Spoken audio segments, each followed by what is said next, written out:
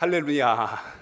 하나님의 기뻐하심으로 성탄의 기쁨을 앞둔 우리 강림절 네 번째 주일날, 오늘 여러분과 같이 주님을 깊이 만나는 소중한 예배자가 되시길 바랍니다. 아멘. 우리 옆에 계신 분 인사합니다. 주님의 은혜로 크게 잘 되실 겁니다. 크게 잘 되실 것입니다. 아멘. 또 성찬 전이고 하니까 오늘도 이렇게 한번 인사해 봅시다. 메리 크리스마스. 시작. 메리 크리스마스. 아멘. 메리 크리스마스. 주님의 그 큰 사랑 때문에 우리가 한 가족이 됐고, 또 오늘 이렇게 예배 드릴 수 있는 공동체가 됐습니다. 오늘 그 이름 앞에 예배 드리는 여러분의 마음 속에 오늘 두려움, 근심, 염려했던 마음, 아팠던 상처가 주님의 위로하심으로 깨끗하게 치유함을 받는 복된 예배자가 되시길 바랍니다. 오늘 말씀의 제목을 같이 나눕니다. 머물 곳이 없는 예수. 아멘. 아멘. 한국 사회의 문화와 트렌드를 분석하고 미래를 예측하기 위해서 도움을 주는 도서 가운데 하나가 있습니다. 트렌드 코리아 2024라고 하는 도서가 있습니다. 해마다 이 연도만 바뀌어서 이 책이 계속 출간되고 있는데요. 서울대학교 김난도 교수와 10명의 집필자들이 우리나라의 경제, 정치, 사회, 문화, 윤리 모든 것을 통합해서 2024년도를 예측하는 그런 이야기들을 모아놓은 책이기도 합니다. 흥미로웠던 것은 그 책의 주제 중에 하나가 뭐냐면, 이제 내년에는 이제 분초 사회가 더 급속도로 발달돼 갈 것이다라는 이야기를 합니다. 분초 사회라는 것은 돈의 가치보다 시간의 가치를 더 우선하다 보니까 우리의 삶의 질이 굉장히 더 빠르게 급속하게 변한다는 이야기입니다. 소유물을 자랑하던 시대가 아니라 이제는 우리가 경험을 공유하는 시대로 바뀌어간다는 뜻입니다. 그러니까 요즘 우리 유튜브나 또 OTT라고 해서 집에서 이제는 영화들을 볼 수 있는 이런 시스템들이 잘 갖춰져 있는 것을 보게 됩니다. 정보가 너무 많이 쏟아져 나오다 보니까요, 그걸 빨리 얻기 위해서 이제는 속도를 높이더라고요. 얼마 전에 제 딸이 영상을 하나 이렇게 유튜브를 보는 걸 봤는데 소리를 못 알아듣겠어요. 꾸럭꾸럭꾸럭 막 그렇게 봤더니 2배속, 4배속으로 막 보는 거예요. 그래서 왜 그렇게 하니까 다 이해한대요. 이렇게 본대요. 그러니까 지금은 속도가 가치를 주도하는 시대가 됐다는 이야기입니다. 내가 원하면 보던 것도 멈출 수 있고, 또 더 빨리 알고 싶으면 속도를 더 빨리 해서 얻어낼 수도 있는 이런 시대가 이제 우리가 사는 시대적 변화라는 이야기입니다. 속도가 빨라지면 그만큼 우리가 더 편리해질 것 같은데, 편리해진 게 아니라 정보가 더 많다 보니까 더 바빠졌어요. 집에 세탁기를 두면 우리 주부 여러분들이 쉬울 줄 알고 편할 줄 알았는데, 편한 게 아니라 이제는 빨래를 해주는 기계가 있다 보니까 옷을 더 많이 사요. 그리고 이제 분류도 더 많이 합니다. 이제 다 해주니까. 그러니까 우리가 편해진 게 아니라 더 바빠지는 세상이 됐다는 뜻입니다. 언어 구조도 과거보다 굉장히 지금은 짧아졌어요. 어머나 하고 놀라던 걸 요즘은 한 단어로 정리합니다. 헐 그러면 끝나버려요. 모든 단어가 축약되고 압축되고 줄여서 쓰는 시대가 돼버렸다는 거예요. 이렇게 살다 보니까 하루하루가 너무 빨리 지나가더라고요. 12월인데 벌써 성탄절이라는 게 피부에 잘 와닿지가 않아요. 내일이 성탄절이래 하고 이렇게 이야기들을 많이 하고 있습니다. 그러다 보면 주님이 언제 오셨다가 언제 가시는지도 모르게 우리가 그렇게 이 성탄절을 맞이하지 않을까라는 생각이 들기도 했어요. 그래서 오늘 이 성탄절을 앞둔 오늘 이 귀한 예배를 드리면서 주님께서 오시되 달력안에 쓰여 있는 날이 아니고 여러분의 마음속에 오늘 그 주님이 함께 하시길 바랍니다. 주님의 내주하심, 오늘도 찬양해 주셨지만 우리가 주님을 기뻐한다는 게 무엇일까? 주님을 묵상하니까요, 두 가지가 떠오릅니다. 하나는 동방의 박사들이 별을 보고 아기 예수가 탄생한 곳까지 찾아오는 이야기를 우리가 복음서에서 보게 됩니다. 그리고 그 별과 함께 또 하나는 뭐냐면 땅 위에 가장 낮은 곳에 오신 예수 그리스도, 마국간에 구유에 나신 아기 예수, 그 구유를 떠올리게 돼요. 지극히 높은 곳에서는 하나님께 영광이요, 땅에서는 기뻐하심을 입은 자들의 평화로다. 가장 높은 곳에 그 별이 가장 낮은 곳에 이 땅에 구유에서 나셨다면, 오늘 제가 말씀드릴 주제는 여기에 있습니다. 여러분은 그 주님을 모실 만한 구유의 역할을 하고 있는가, 그겁니다. 주님이 여러분 안에 내주하지 않으시면 구유가 뭐예요? 말 밥그릇입니다. 말 밥그릇의 역할로 주님을 모시지 않으면 주님은 세상에서 말하는 한 소리에 지나지 않습니다. 그래서 오늘 예배를 통해서 아무리 세상이 빨리 지나가도 그 주님이 여러분 안에 내주하시는, 오늘은 그래서 성탄의 큰 기쁨을 별과 구유라고 하는 이 두 가지 상징적 의미를 통해서 여러분 속에 새겨지는 예배자가 되시길 바랍니다. 예수님께서 탄생하셨던 바로 그때를 다시 되돌아가서 살펴보고자 합니다. 주님이 나신 곳이 마구간, 이렇게 요리가 이야기합니다. 하지만 많은 유대 성서학자들은 유대에는 사실 말이 없었다는 게 통상적인 결론입니다. 왜냐하면 로마의 식민지 아래에 있었기 때문에, 지배 아래에 있었기 때문에 말은 로마 국가의 전유물이지 유대인들에게 허용되지 않았어요. 기껏해야 소나 나귀, 그러나 양, 염소, 이게 전부였어요. 그러니까 어떻게 보면 우리간이라는 말이 더 정확한 표현일 것이고, 우리가 보통 성탄에 대한 이미지를 그리면 이렇게 초가지붕에 말이 옆에 있고 소가 있고 또 뭐 이렇게 거기 이렇게 예쁜 나무로 된 구유에 주님이 이렇게 누워 계신 것을 연상하게 됩니다. 근데 실제 베들레헴에 있던 당시의 그 여관의 모습, 그때 그 모습을 모형으로 한 것을 좀 사진으로 잠깐 보여드리겠습니다. 이런 형태를 가지고 있습니다. 여관들의 대부분 모습이 이런 형태라는 거예요. 그러니까 2층은 손님들을 받을 수 있는 게스트하우스고, 밑에는 그 여행자들이, 뭐 지금은 우리가 말하면 주차장이겠지만 당시에는 낙타라든지 나귀라든지 이런 것을 수용할 수 있는 공간이 밑에 같이 붙어 있습니다. 그러다 보니까 사람들이 많이 왔을 때는 숙소가 없는 거예요. 그런 상황에서 예수님께서 탄생하셨던 바로 그때 주님도 그곳에 도착하셔서 요셉과 마리아가 출산을 앞두고 있었는데 숙소를 얻지 못해서 결국 그 마구간 옆에서 출생하시게 됐다. 이게 이제 성경적인 말씀의 스토리에 큰 뼈대를 이루고 있습니다. 자, 이제 오늘 여러분과 같이 오늘 본문을 통해서 중요한 몇 가지 영적 의미를 같이 되살펴보고자 합니다.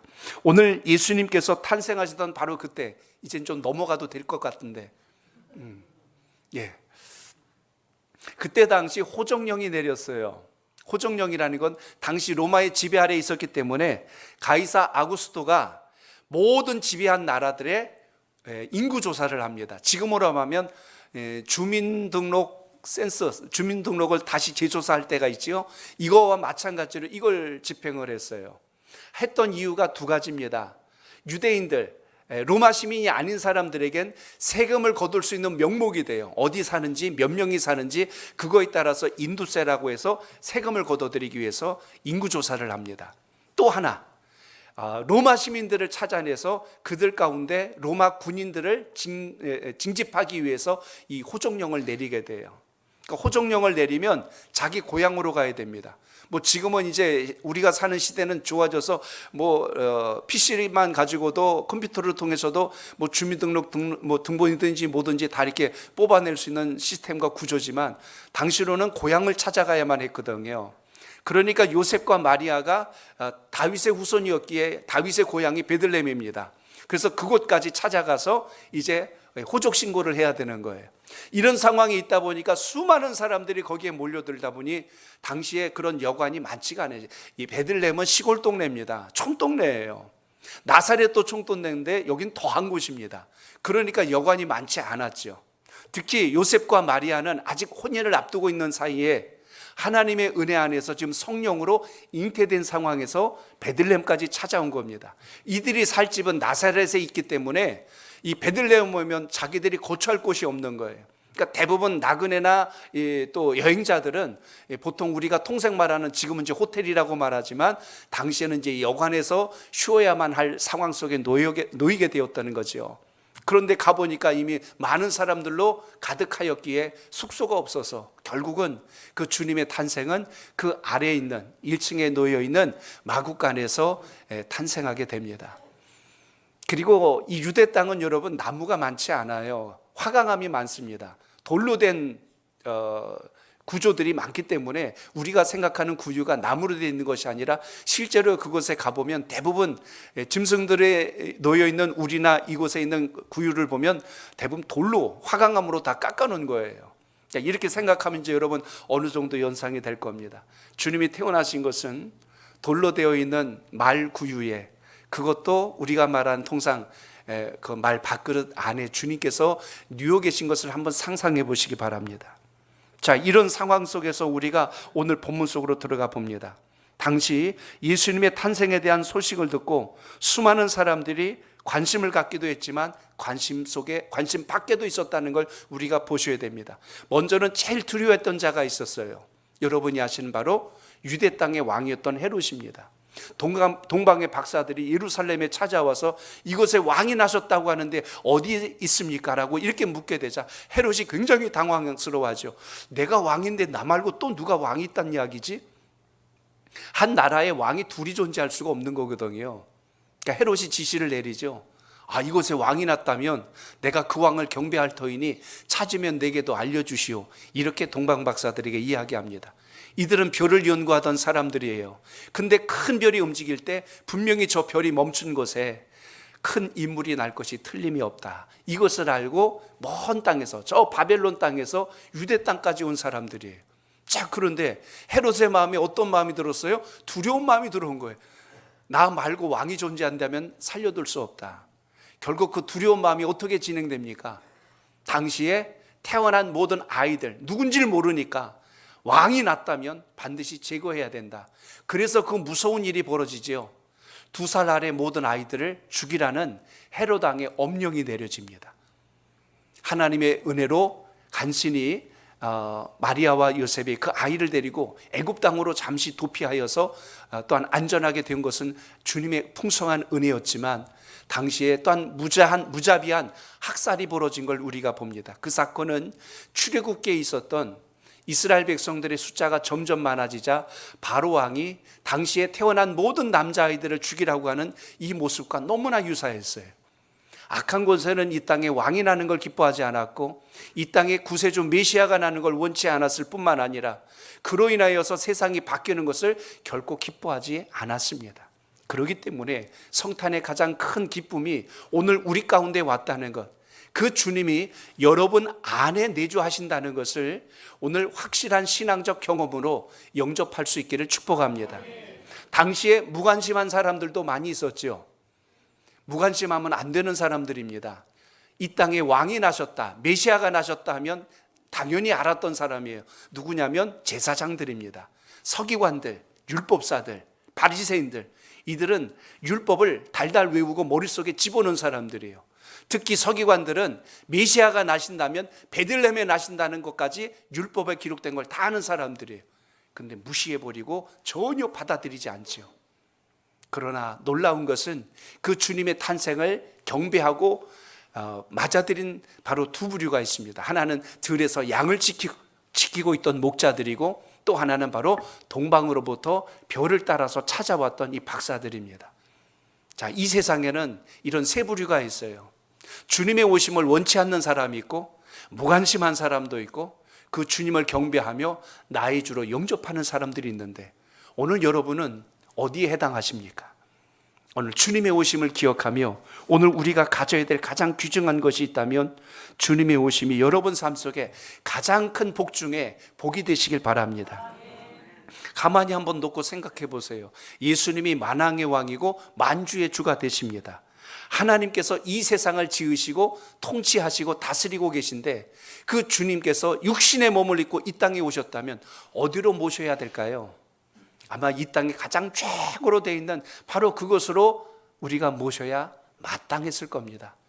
그런데 만약 예수님께서 나신 것이 마구간이요 그리고 구에 누이셨다는 것이 알려진다면, 그분이 메시아라는 게 알려진다면 세상이 발칵 뒤집어질 것 같아요.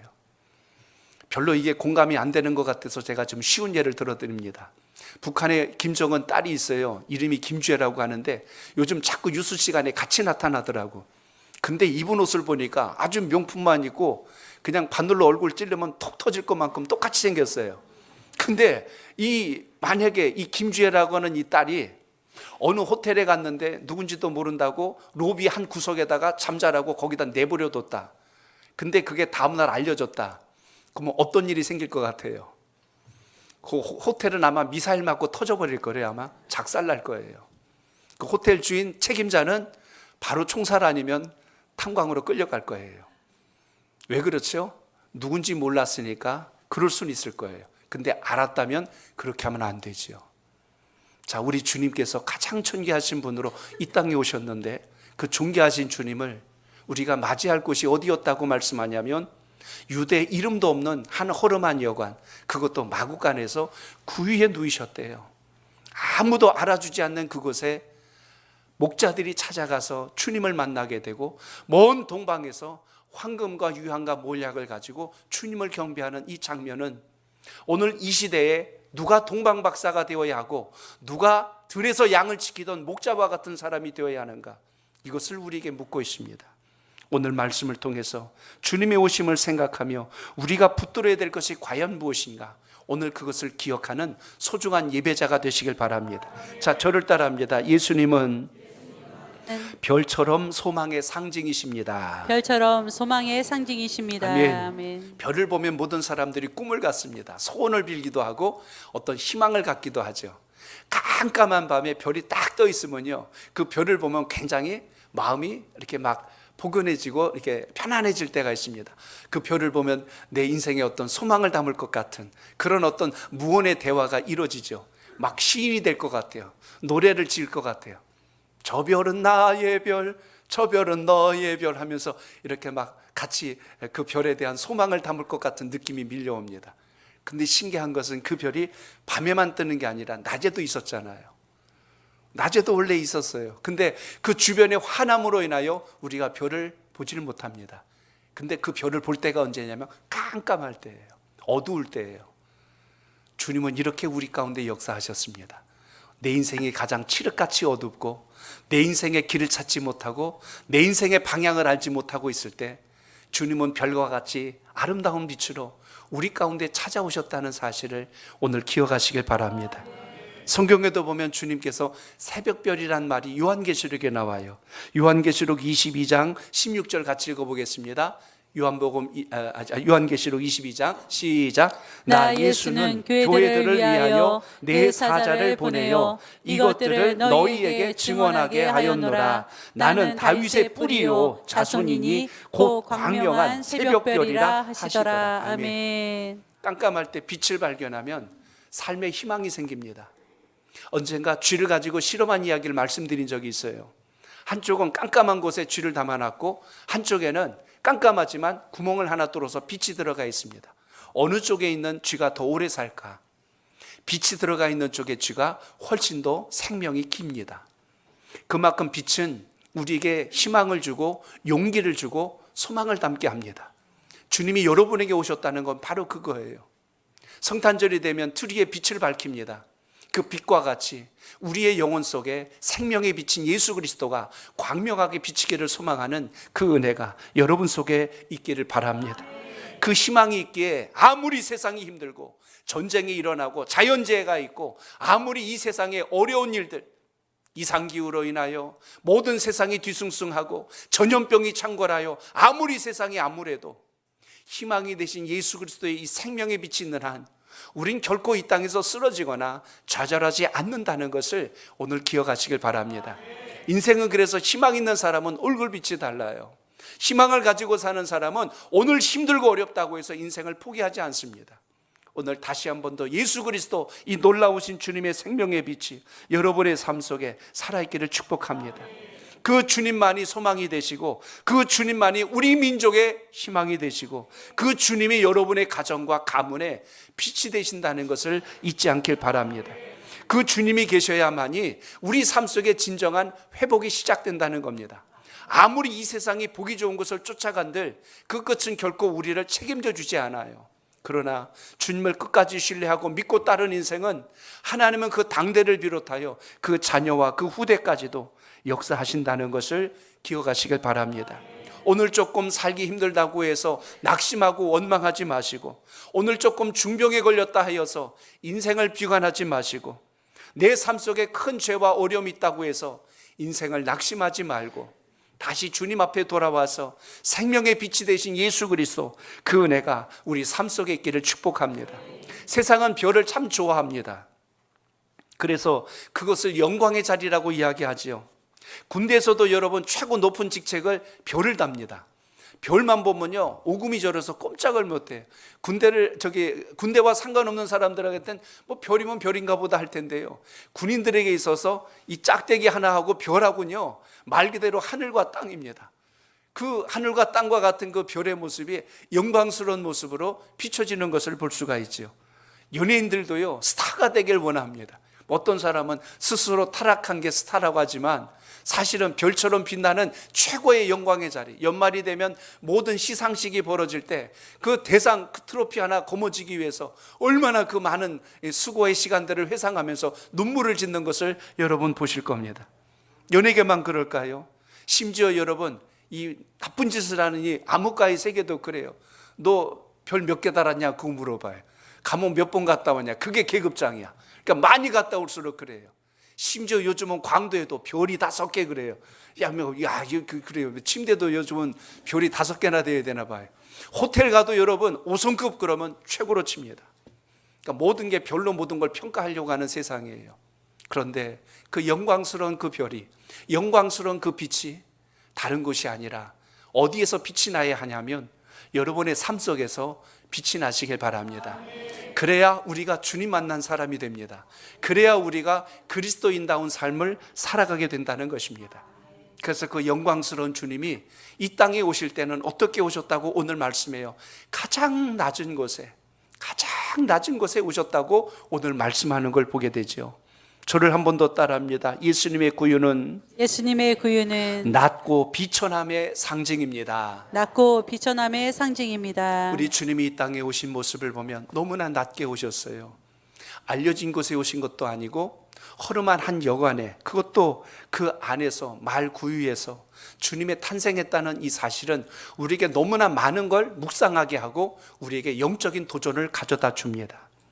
구유란 의미에서 주님의 탄생은 너무나도 낮다는 걸 먼저 생각할 수 있고, 또 한 가지 볼 수 있는 게 있어요. 그것은 짐승이 태어나서 짐승의 밥을 먹는 바로 그것이 구유입니다. 그런데 주님께서 거기에 나셨다는 거예요. 구유라고 하는 것 자체만 놓고 생각한다면 주님이 얼마나 이 땅에 가장 낮은 곳에서 모든 사람들을 만나주기 위하여 오셨는가를 생각하게 합니다.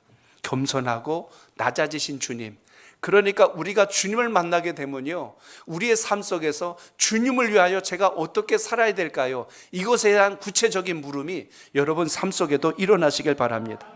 주님은 스스로를 과시하거나 드러내기 위하여 오셨던 것이 아니라 오히려 고난의 종으로 이 땅의 인류의 구원과 모든 죄를 책임지기 위하여 가장 낮은 곳으로 오셨다는 이 사실 자체로부터 우리에게 얼마나 숙연한 마음을 갖게 하고, 우리 또한 어떻게 이 땅에서 주의 영광을 드러내야 할 것인가, 내 것으로 끌어들이는 인생이 아니라 주님의 나라를 위해서 우리가 어떻게 섬기며 살아야 할까, 이걸 묵상하고 그 뜻을 바라보는 공동체가 우리 교회의 공동체라는 것을 잊지 않길 바랍니다. 그래서 믿는 사람들은요, 잘 배워서 남주는 자로서 살아가는 것이 기쁨이라는 것을 믿음 안에서 체험할 수 있는 이 역사가 있기를 바랍니다. 사도 바울은 질그릇과 같은 무가치한 우리 인생이 그 안에 보배와 같은 주님을 닮음으로 인하여 우리가 보배와 같이 되었다고 말씀해요. 그릇은 그 안에다 무엇을 담느냐에 따라 용도가 달라집니다. 쓰레기를 담으면 우리는 쓰레기통이라고 그래요. 음식물을 담으면 음식물통이 돼버리고, 거기다 보석을 담으면 보석함이 돼요. 우리 안에 주님을 담으면 우리가 얼마나 보배롭고 존귀한 자로 하나님의 뜻 가운데 쓰임받는다는 사실을 반드시 기억하셔서 이 은혜가 있기를 축복합니다. 구유를 그냥 쉬운 말로 합니다. 밥그릇이에요. 말들이, 소나 양들이 먹는 밥그릇이, 나귀들이 먹는 밥그릇이 구유입니다. 그렇게 오신 주님께서 우리에게 보여주신 말씀은, 주님은 복음서에서도 이렇게 말씀하셨어요. 나는 하늘로서 내려온 산떡이니 사람이 이 떡을 먹으면 영생하리라. 주님은 이 땅에 뭐로 오셨답니까? 생명의 떡으로 오셨다고 말씀하세요. 그러니까 주님의 오심을 우리가 기억할 때 주님은 낮게 오셨고 비천하게 오신 주님, 가장 높은 하늘에 빛나는 별과 같은 영광스러운 그 주님이 가장 낮은 이곳에 오셨는데, 그 오신 바로 그곳이 어디가 되어야 하냐면 바로 우리들의 심령, 여러분들의 마음이 되시길 바랍니다. 그 주님이 여러분과 상관없다면 성탄절은 아무런 의미가 없어요. 날에 대한 의미보다 그 주님이 내게 오셨는가가 진짜 중요합니다. 오늘 그 주님이 여러분 안에 내주하는 역사가 있기를 축복합니다. 그래서 주님은 이 땅에 어떻게 오신 겁니까?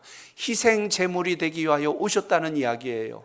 저를 따라합니다. 예수님의 구유는 희생 제물의 상징입니다. 희생 제물의 상징입니다. 우리 흔히 하는 말로 예수님은 이 땅에 고난 받기 위하여 오셨고 이 땅에 죽기 위하여 오신 분이 예수 그리스도 주님이십니다.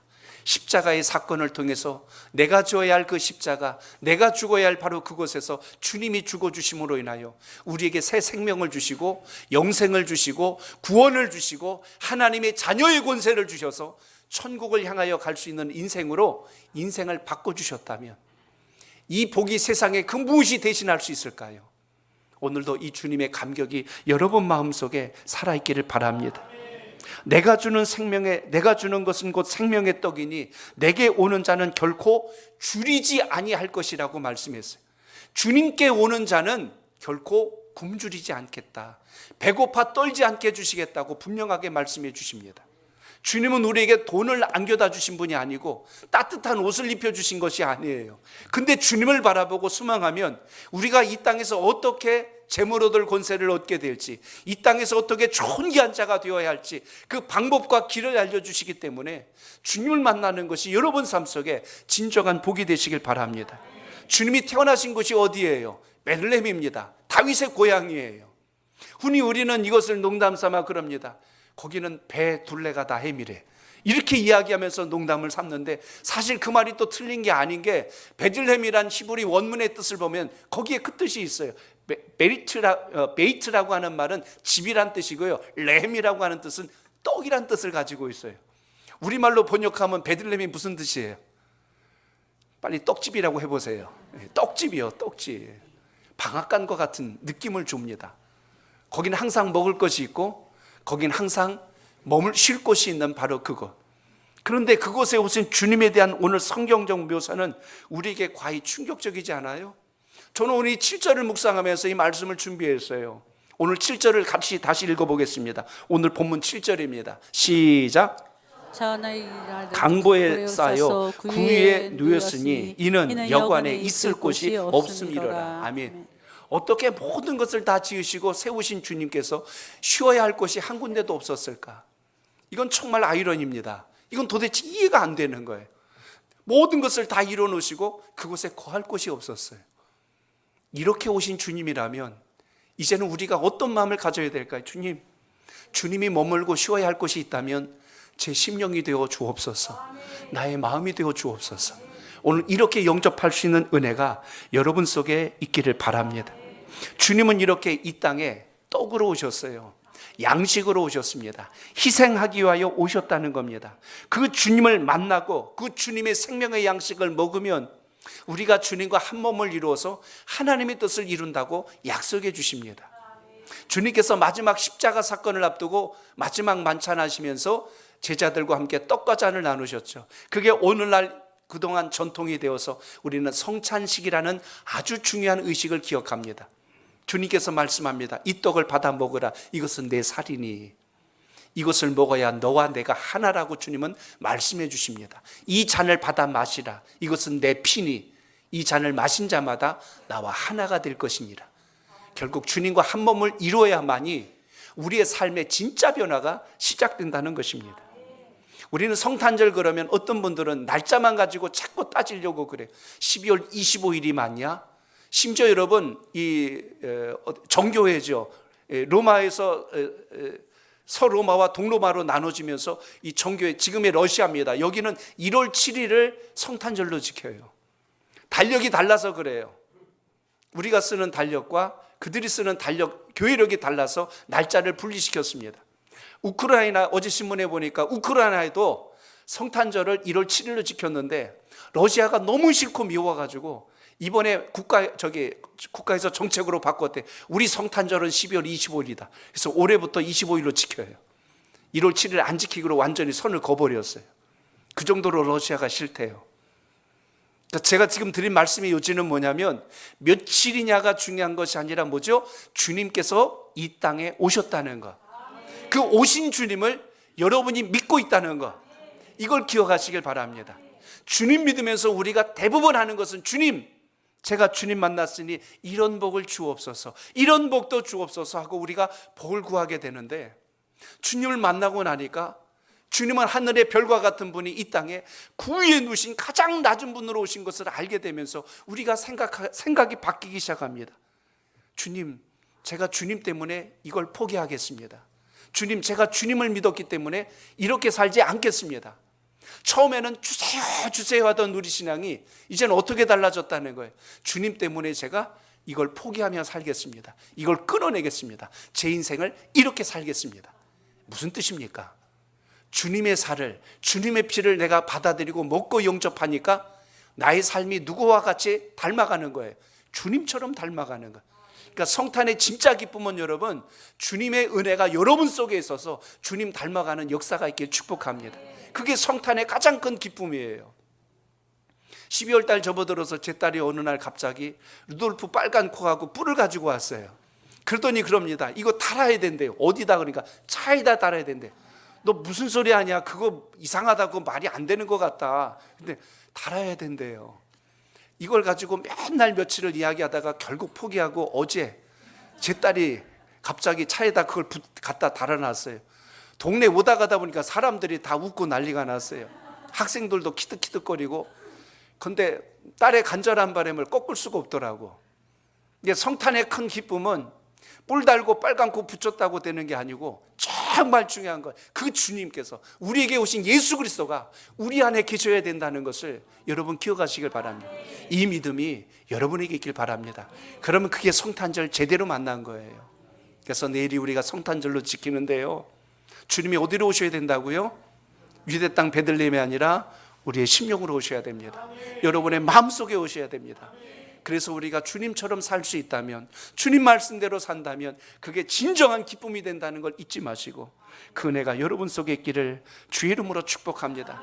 내 생각만 다 옳은 것이 아니라 주님을 만나고 나니까 내 생각이 달라져요. 내 가치관이 달라져요. 주님의 사랑을 알게 돼요. 그 믿음을 따라 내가 포기할 줄 알게 되고 하나를 선택할 줄 아는 결단력이 생기기 시작합니다.